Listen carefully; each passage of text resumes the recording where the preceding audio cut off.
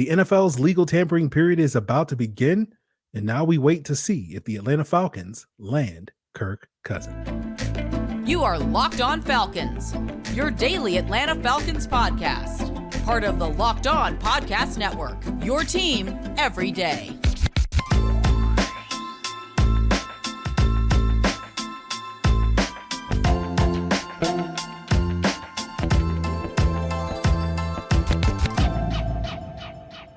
Welcome back, everyone, to another illustrious episode of the Locked On Falcons podcast, your daily Atlanta Falcons podcast, part of Locked On Sports Atlanta, your team every day. And today's episode is brought to you by FanDuel. Make every moment more. Right now, new customers get $200 in bonus bets with any winning $5 bet. That's $200 if your bet wins. Visit FanDuel.com/lockedon today to get started. So, guys, if you don't know me, I'm your very humble host, Aaron Freeman. Been covering the Falcons for far too long, formerly at FalcFans.com, RIP. But you may also know me as Sirius Black. You may also know me as Mr. Drew. You may also know me as the Jolly Green Giant. You may also know me as Mr. AKA. And I appreciate each and every one of you that is an everydayer of this podcast, regardless of what you know me as. And all you got to do to become an everydayer, subscribe or follow for free on YouTube or wherever you listen to podcasts so you can get the latest episode as soon as it is available. So today's episode is a mock draft Monday. We'll talk about why the Falcons could be taking another skill position player, possibly a wide receiver, with their number one pick in this upcoming draft. We'll disprove the false narrative that Kirk Cousins is injury prone and why that label much more applies to Justin Fields. But let's start things talking about, the latest on the Falcons quarterback search. And, as we've been discussing on this podcast for basically exactly 4 weeks since Luke Braun of Locked On Vikings came on this podcast to talk about, the likelihood of Kirk Cousins departing Minnesota. We're now at the point where, that could become a reality very shortly. And initially I was worried about, the idea that, Kirk Cousins' contract with the Vikings doesn't void due to until Wednesday. And so will the Falcons be able to talk to him on Monday at 12 p.m. Eastern time when the legal tampering period where NFL teams are allowed to, negotiate contracts with impending free agents, other teams' impending free agents. And I was worried about that. But from what I understand, I don't think that's an issue, right? I think they will be able to contact Kirk Cousins legally, starting Monday at 12 p.m. Eastern time. And then basically, we'll sit there, as I'm recording this Sunday afternoon. But there will be a 52-hour period starting Monday. But as I'm recording this Sunday afternoon, we're roughly at 72 hours between now when I'm talking to you and when, moves can be officially made on Wednesday at 4 p.m. Eastern time when the new league year and free agency officially kicks off. And so we just kind of wait. There's a 72-hour period where basically the Vikings can re-sign Kirk Cousins. And it sounds like by all accounts, it's really down to the Vikings or the Falcons for Kirk Cousins. I've seen some rumors that maybe Denver might try to swoop in and make a play for Kirk. But, I've been telling folks, I think it's like a 60% chance that Kirk leaves Minnesota. I've seen other people say it's maybe like 50-50 at this point in time. We will just have to sort of see. So, we've been talking about this for a month, basically, as a possibility. And we'll just have to basically wait and see if that possibility comes true over the next 72 hours is basically what I'm saying. Now, if it doesn't come true and Kirk stays in Minnesota or, the unexpected happens and he goes to Denver or somewhere else rather than Atlanta, should he hit the market, the big question for the Falcons is going to be, what does that pivot look like? If Kirk Cousins, we know, and we've been talking about this again for 4 weeks now, that Kirk Cousins is going to be, as far as the veterans go, at the top of the Falcons wish list at the quarterback position. But if they can't get that guy, what is their pivot like? Well, they can't pivot to Baker Mayfield because shortly before I jumped on to record this, he re-signed on a 3-year, $100 million deal with the Tampa Bay Buccaneers. So he's off the market. He was a player that was rumored by many to be on the Falcons' radar, potentially as their, I don't want to say plan B because we've been talking about Kirk Cousins being plan B, but, plan D, plan E, whatever. So I think more than likely we'll probably see the Falcons pivot towards Justin Fields. I don't think we'll see them pivot towards Russell Wilson. But we'll just sort of have to see how that goes. And I think because the Falcons won an answer at the quarterback position before the draft, just because of the sort of crapshoot nature of the draft, not only from the, the outcomes with players, right? We call it a crapshoot because you don't know who's going to be good or not, basically. But also how the draft is going to go. Like, you have no idea how this draft is going to go. You have no idea how the other 31 NFL teams value these quarterbacks. And so the Falcons waiting and not having an answer heading into the draft doesn't make a ton of sense at this point in time. If they were picking in the top 3, it would be a different story because they would probably, there's 3 top quarterbacks in this draft. Some people think there's a 4th guy that could be in the mix. Those 3 are Caleb Williams of USC, Drake May of UNC, Jaden Daniels of LSU, and a lot of people think JJ McCarthy of Michigan might be the 4th guy. But you don't really control where those guys get picked. You can't basically say, well, we can just get one of those guys at 8, or we can definitely trade up, right? Because if 4 of those guys go in the top 7, and we'll talk about a scenario later in this episode when we get to Mock Draft Monday, where that is a possibility, then all of a sudden, if you need to take a quarterback and you don't have that veteran in the room, you're potentially taking QB5 at 8. Or if you wait to round 2, who knows? Other teams could leapfrog you knowing that you're going to get a quarterback, and suddenly you're settling for QB7 at the top of round 2 or something like that. And again, this is, I think, a big reason why the Falcons are so, quote unquote, all in, so, quote unquote, covetous of Kirk Cousins when it comes to this situation, because they want an answer. There's so much pressure on this team to win, and finding a guy that's, a relatively safe bet, and that is Kirk Cousins, right? He's the safest bet that you can make at the quarterback position if you're not picking in the top 3, right? Now, if you're Washington, if you're Chicago, if you're New England, you can willingly, bet on the chances of you landing one of those top 3 quarterbacks. You're pretty much guaranteed one of those guys. And so, but everybody else outside of those 3 teams, it can't make those, relatively safe bets, right? You can only control what you can control, as I said. So Kirk Cousins is one of the safest bets that the Falcons can make, and that's part of the reason why they're, rumored to be pursuing him and likely to pay him a lot of money should they land him. But, a lot of people don't think Kirk Cousins is the safest bet because of injury concerns. And I'm going to push back on why people should be far less concerned about Kirk Cousins' injury history and much more concerned about Justin Fields' injury history. And we'll break that down, guys, as we continue today's Locked On Falcons. Passion, drive, patience. It's what brings home the winning trophy, and it's what keeps your ride or die alive. eBay Motors has everything you need to maintain your vehicle and level it up to peak performance. Whether you're looking for superchargers, roof racks, exhaust kits, LED headlights, so much more. Whether you're into speed, power, or style, eBay Motors has got you covered. With over 122 million parts for your number one ride or die, you'll always find exactly what you're looking for. And with eBay Guaranteed Fit, your part is guaranteed to fit your ride every time, or your money back, because with eBay Motors, you're burning rubber, not cash, baby. With all the parts you need at the prices you want, it's easy to turn your car into an MVP and bring home that win. Keep your ride or die alive at ebaymotors.com. Eligible items only. Exclusions apply. eBay Guaranteed Fit only available to U.S. customers. So continuing today's Locked On Falcons, I do want to plug the Locked On Sports Today 24/7 streaming channel right here on YouTube. Check it out on your Amazon Fire TVs as well. So let's talk about false narratives when it comes to Kirk Cousins.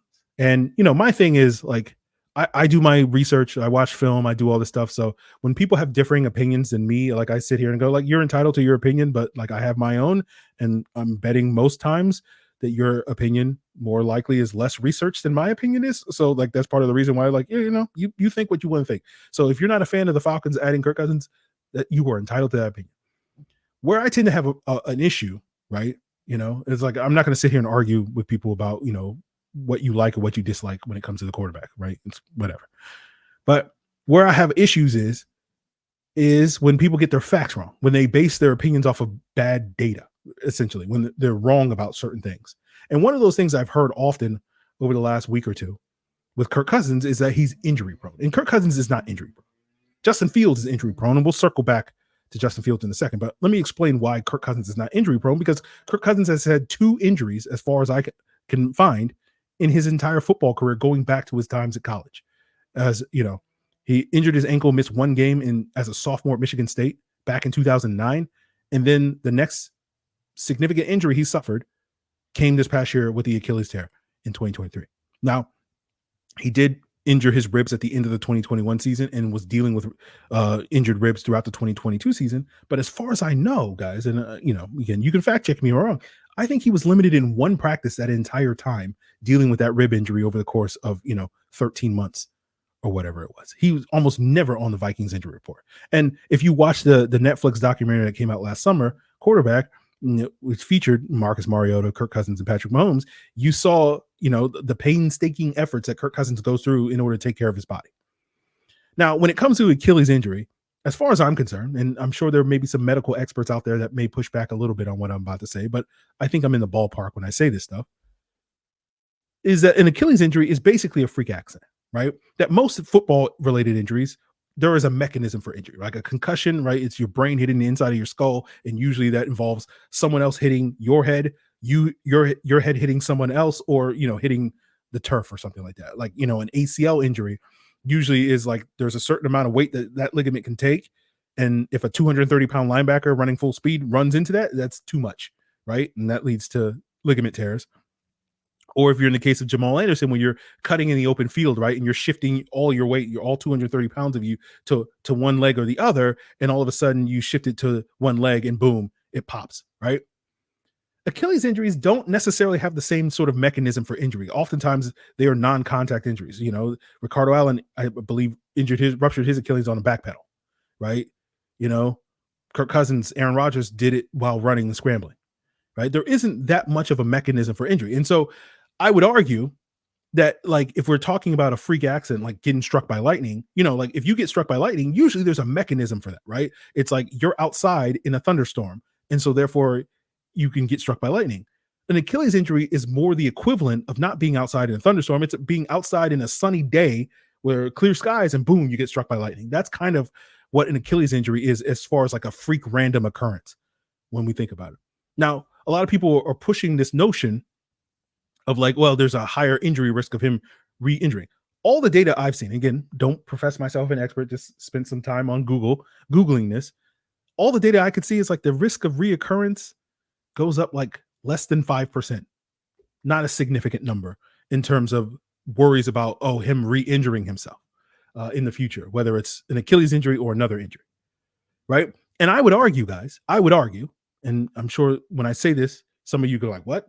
But I'll make the case that I think you can argue that Kirk Cousins is the player in the entire NFL that is probably least impacted by an Achilles tear. And the reason I say that is because when we talked to Dr. Sharif Tabah, who was rehabbing Keanu Neal after his Achilles tear back in 2020, we talked with him on that episode about what the Achilles does, right? It really limits your explosiveness, your pop, right? That burst, right? That ability to explode out of your stance. And for most positions in the NFL, that is a major injury. But you would argue that quarterback, kicker, and punter are probably the three positions on a football team that are probably least where that pop and that explosiveness matters. Now, because kickers and punters' livelihoods are based off of their legs, I would argue that an injury to the leg like an Achilles probably impacts them more than any. So quarterback, theoretically, is the position that is least impacted by an Achilles tear. And then with Kirk Cousins being the quintessential pocket quarterback, right? The only quarterback in the NFL last year that had a lower percentage of his dropbacks result in scrambles was Aiden O'Connell. So Kirk Cousins is number 2 on that list. So basically, the argument I'm making is Aiden O'Connell is probably the least impacted by an Achilles injury, but Kirk Cousins is number 2 at worst. It's basically because Kirk Cousins lives with being a smart, decisive pocket quarterback.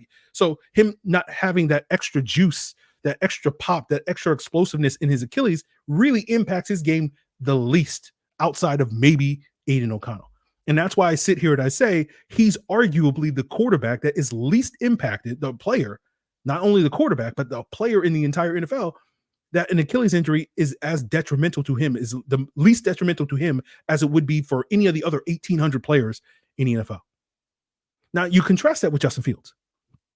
And Justin Fields has missed consistent time over the course of his career. He never missed a game during his 2 years at Ohio State, but he did deal with rib injuries and knee injuries and thumb injuries that did limit him, that he did get nicks. And since he's come into the NFL, since he became the starter for the Bears back in like week 3 of 2021, whenever that was. He's missed 10 starts since then. That's about 20% of his starts, with rib injuries, shoulder, hip, ankle, thumb injuries. On average, he misses about 3.5 games per 17 games this season. So if you're basically trading for Justin Fields and you want to commit 4 years to Justin Fields, let's say, right? Sign him to a 3-year extension after this season or whatever. The average is telling you that he's probably going to miss, if he plays 4 years for your team, he's going to miss nearly a season's worth of games. So you're only going to really get 3 seasons out of Justin Fields, even if he's on your team for 4 years. And the thing about Justin Fields, in contrast to Kirk Cousins, as we're saying, his play style makes a reoccurrence of injury very high. Arguably, you could make the argument, at least out of the quarterbacks. I'm not going to say out of all players in the league, but out of the quarterbacks, he's near the top in terms of the likelihood of reoccurring injuries, right? Because when you look at his scramble rate, he's top 3 in the NFL behind last year in terms of the percentage of dropbacks that result in him running scrambles. He's number 3 behind Tyrod Taylor and Lamar Jackson, 2 players that have dealt with a bunch of injuries over the last couple of years, right? Not to mention all the designed runs where he was number 1 in the NFL in terms of, if you just eliminate all the plays that are pass plays and just run plays, who has the highest percentage of those non-pass plays where he's carrying the football? Justin Fields led the NFL last year, right? So the risk of injury to Justin Fields is very, very high until he can start developing those sort of elite pocket quarterback skills, which, you know, you're years away from needing to deal with. So I say all this, right, that not to sit here and say that Kirk Cousins' Achilles is a non-issue.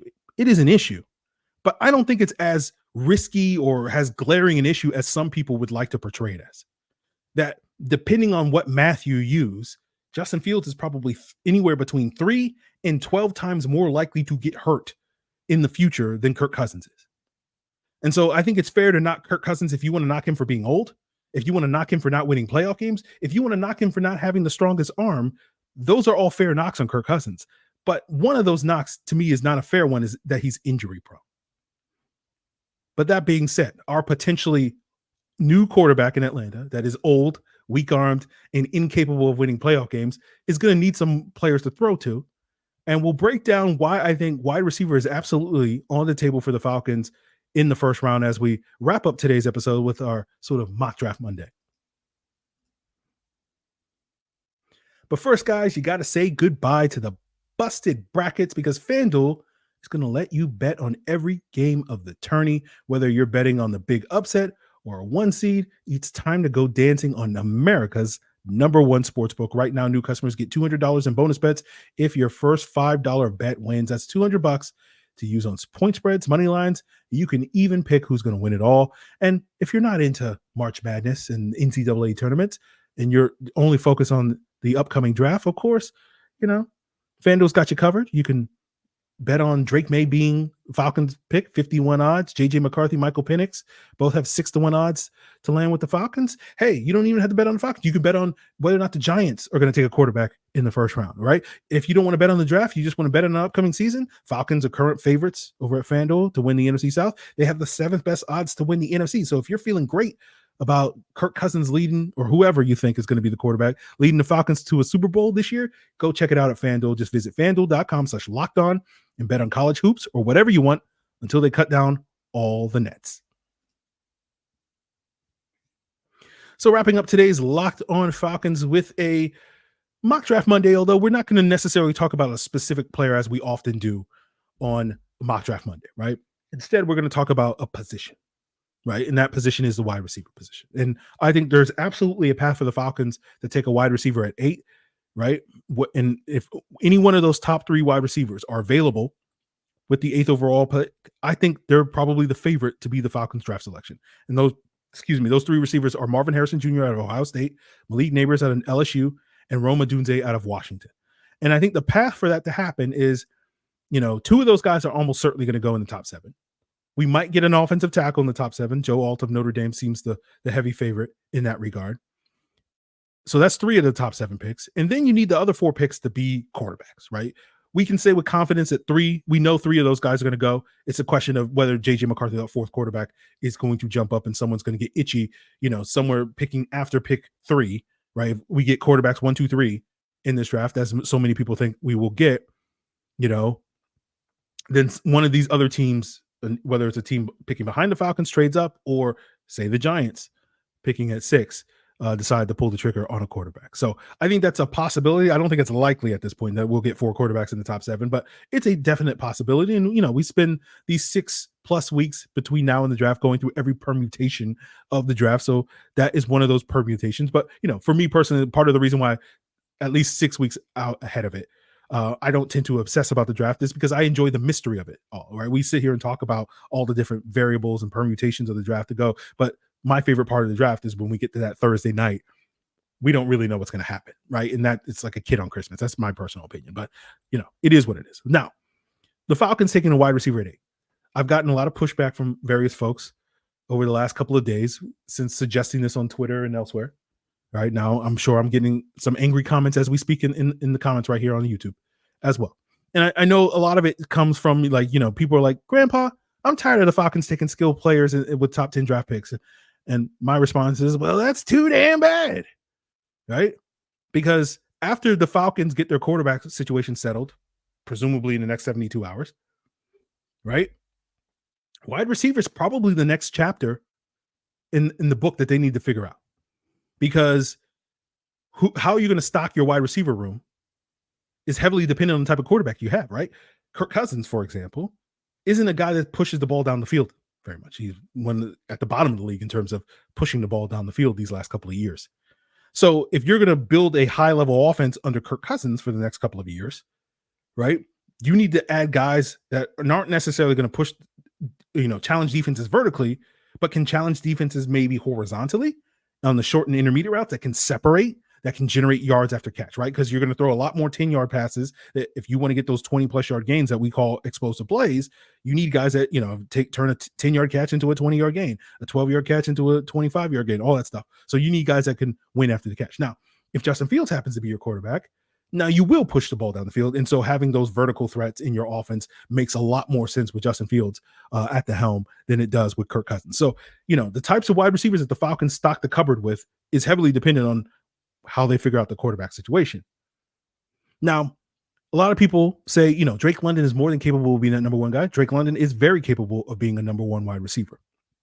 But when we compare Drake London, especially in a world where Kirk Cousins is the Falcons quarterback, when we compare Drake London to the types of receivers that Kirk Cousins has worked with in Minnesota, Drake London is not a yak guy. That's the issue with Drake Young. He's never been a yak guy. He's not a guy that runs away from defenders, right? That's part of the speed issue with Drake London. And so when you see the Falcons consistently rank at the bottom of the league, and this was pre-Drake London, but that has been an issue for the Falcons for years and years and years, right? Not just in that preceded Arthur Smith, right? That was an issue under Dirk Cutter as well. But when you compare Drake London to the receivers that Kirk Cousins has worked with, he's not comparable to Stephon Diggs. He's not comparable to Justin Jefferson because both of those guys are more explosive than Drake London is. The receiver that he's more alike to compared to the guys that Kirk Cousins worked with he's more like Adam Thielen. And Adam Thielen more than capable of being, a number 1 wide receiver in this league, but, often had the best number 2 in Stephon Diggs before Stephon Diggs went to Buffalo and, ascended to being a true number 1, and then had a very young Justin Jefferson who was kind of the number 1, and Adam Thielen at that point was on the decline. Now, what we'll say is the Rams over the years have been very good after the catch. They have consistently been an above average, if not high level team when it comes to generating yards after the catch, right? Puka Nacua and Cooper Kupp aren't much faster than Drake London, yet they generate a lot more explosive a lot more yards after the catch than Drake London does. And so we're hoping that, Zach Robinson can elevate Drake London in the same ways that Sean McVay has elevated Kupp and Nacua as well, using a lot of motion, using crossing routes, all those various things to give those guys opportunities to create after the catch, even if they aren't inherently a guy that you can just throw, an 8-yard curl to and expect him to break 2 or 3 tackles and turn it into a 15, 20-yard gain or anything like that. So we'll see about that. But this is part of the reason why I think the notion, and you've heard me push back on this on the podcast before, where like, the Falcons are just a quarterback away and they don't have to worry about anything else, right? It's like, no, they're a quarterback away from being a competitive team. But if the goal is to be one of the best teams in the league, right? And again, I know a big pushback against anti-Kirk Cousins is like, well, he's not going to win you the big game, but that's not going to stop the Falcons from trying. And that's fair. Like, I'm not expecting to pencil in the Falcons as a Super Bowl contender the minute they sign Kirk Cousins, but like that's not going to stop the team from trying to, be the exception as opposed to the rule when it comes to Kirk Cousins. And so if you want to do that, then you need to put the best offense around him. Again, whether we're talking about Kirk Cousins, Justin Fields, it doesn't matter who the quarterback is. That should be the goal. And so sort of settling for second best. And so for me, that means, taking a wide receiver at 8 should be on the table. Right? When we talk about guys that are good after the catch, Marvin Harrison Jr., Malik Neighbors are very good at that. Rome Odunze is not quite to the level, but he still was a very productive after catch receiver. And frankly, I think the way that Washington ran their offense limited some of those opportunities, but we won't get into that on today's episode. But if you want to get into more of my thoughts on those 3 receivers in particular, I did a recent breakdown this past week on for the Locked On Falcons Insiders, where I looked at all three of those guys, looked at their strengths and weaknesses, gave them some player comps, and all 3 of the guys that comp to like high level number 1 wide receivers currently in the NFL, guys that you would consider some of the best wide receivers in the league over the last decade. I think all 3 of those guys have that sort of capability. So if you want to check out that breakdown, and I've also done breakdowns of the top 4 quarterbacks, or arguably the top 5 quarterbacks. So I did Michael Penix, JJ McCarthy, Caleb Williams, Drake May, and Jaden Daniels. That's all available, of course, in the extended all 22 reviews. We got more breakdowns. We're going to get more into the wide receiver position and in the draft over the next week or two as well. So check that all out by hitting the link in the description at joinsubtext.com/LockedOnFalcons. So want to plug that. But, I know a lot of people push back against the idea of using a first round pick on wide receiver, because this is a deep wide receiver class. And it's absolutely true that the Falcons absolutely could add talent at the wide receiver position on days 2 and 3 in this draft. And I'm not sitting here saying that the Falcons have to draft a wide receiver at 1 or in the first versus wait on guys. I think it's very likely the Falcons are going to double dip, in the draft at the wide receiver position. My expectation right now, we'll see how it plays out over the next week or so in free agency. But my expectation is you're going to see the Falcons add at least 4 wide receivers this offseason, right? In addition to probably re-signing, a Kadero Hodge or Mac Hollins to come in back and play special teams. But, if we're looking at 4 new additions at wide receiver, potentially 2 of those come in free agency, 2 of those come via the draft. So I do think there's a high probability of double dipping in the draft. But to me, there's no rule that says like you have to wait till round 2 to start to take your first dip, right? Like your first dip can come in round 1, if you ask me. Now, part of the reason why I think wide receiver is definitely on the table for the Falcons is because of their BPA strategy that they've shown consistently under Terry Fontenot. I'm not expecting that to change under Raheem Morris, but we'll see, right? Now, who the best player available is often subjective, right? Who you think is the best player, who I think is the best player, which team thinks is the best player is certainly subjective, right? But what's interesting to me, having, doing my research, as I often do on this podcast, is going back over the last 3 drafts, the Falcons tend to not stray that far away from consensus rankings, right? My friend Arif Hassan comes out with a consensus draft board the week of the draft that usually includes like 80 to 100 or more different draft boards and sort of combines them to come up with a true consensus on the draft. And when you look at that compared to when and where the Falcons have taken players, the Falcons do not stray that far from consensus, right? That they're generally drafting guys around the area within like 10 or so spots of where they rank on that consensus draft board, especially early. No, I should say in the first 3 rounds. That's true. And once we get to like round 6 and 7, then there's like 50 spots or something like that. But you know how that goes. And so for that reason, and again, we'll see how the consensus sort of solidifies, but at least sitting here today, most people have Marvin Harrison Jr., Malik Neighbors, and Rome Odunze in their top 5 or 6 guys in this draft ahead of the pass rushers like a Dallas Turner, like a Jared Verse, like a Laiatu Latu out of Alabama, Florida State, and UCLA respectively, right? And so if we're using our analysis, right, we're doing our research and saying, hey, the Falcons generally draft off consensus. If they typically are going to stack their boards similar to how the general consensus is with those wide receivers ahead of some of these other positions of need, I do think if one of those guys is there, there's a very high probability that they wind up being the Falcons draft pick. So that's the argument I make. I'm sure this is not the last time we're going to talk about the Falcons potentially taking a wide receiver at 8, but we will leave that aside. Tomorrow we'll talk about the latest on starts with the legal tampering period. We might get some cuts as well. So we'll see how that goes on tomorrow's episode. Continue to make us your first listen. Check out Locked On NFL, Locked On NFL Draft, Locked On NFL Scouting, Locked On Sports Atlanta, and Locked On Sports Today as your second, third, fourth, fifth, sixth, and seventh listens. It's all part of the Locked On Podcast Network, guys. Your team every day.